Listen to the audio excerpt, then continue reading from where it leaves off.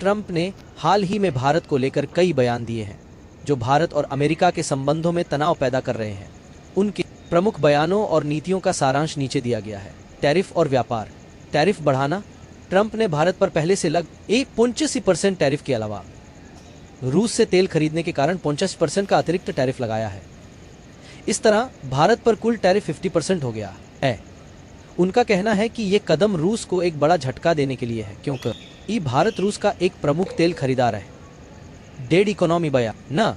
Trump ने भारत और रूस की अर्थव्यवस्थाओं को डेड इकोनॉमी कहा है और कहा है कि वे दोनों मिलकर अपनी अर्थव्यवस्थाओं को और नीचे ले जा सकते हैं। भारतीय रुख। भारत सरकार ने इन टैरिफ को दुर्भाग्यपूर्ण और अनुचित बताया है। भारत का कहना है कि वह अपने राष्ट्रीय हितों को ध्यान में रखते हुए फैसले लेगा और किसी भी दबाव में नहीं आएगा। प्रधानमंत्री नरेंद्र मोदी ने भी कहा है कि किसानों का हित भारत की सर्वोच्च प्राथमिकता है। शांति और मध्यस्थता। संघर्ष विराम का दावा। ट्रंप ने कई बार दावा किया है कि उन्होंने भारत और पाकिस्तान के बीच संघर्ष विराम कराने में मदद की है।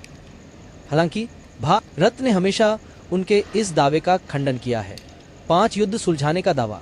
उन्होंने यह भी दावा किया है कि उन्होंने भारत पाकिस्तान सहित कुल 5 युद्ध सुलझाए हैं। अन्य मुद्दे। Tech sector.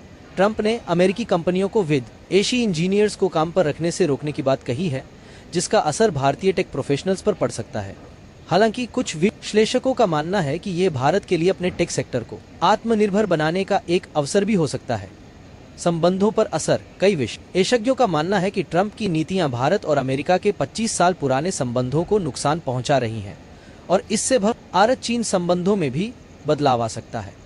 कुल मिलाकर डोनाल्ड ट्रंप के हालिया बयान और नीतियां भारत के साथ उनके रिश्ते में एक नया तनाव पैदा कर रही हैं, खासकर टैरिफ और रूस से तेल खरीद जैसे मुद्दों पर। राष्ट्रपति व्लादिमीर पुतिन के भारत को लेकर बयान हमेशा ही सकारात्मक और भारत रूस संबंधों की मजबूती पर केंद्रित रहे हैं।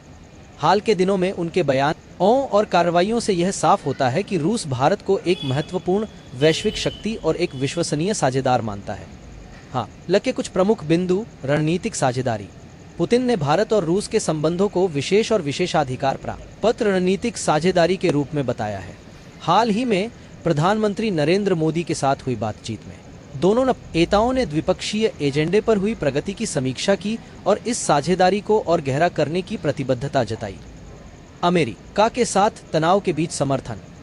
जब अमेरिका ने रूस से तेल खरीदने को लेकर भारत पर अतिरिक्त टैरिफ लगाए तो रूस ने भारत के इस कदम का बचाव किया।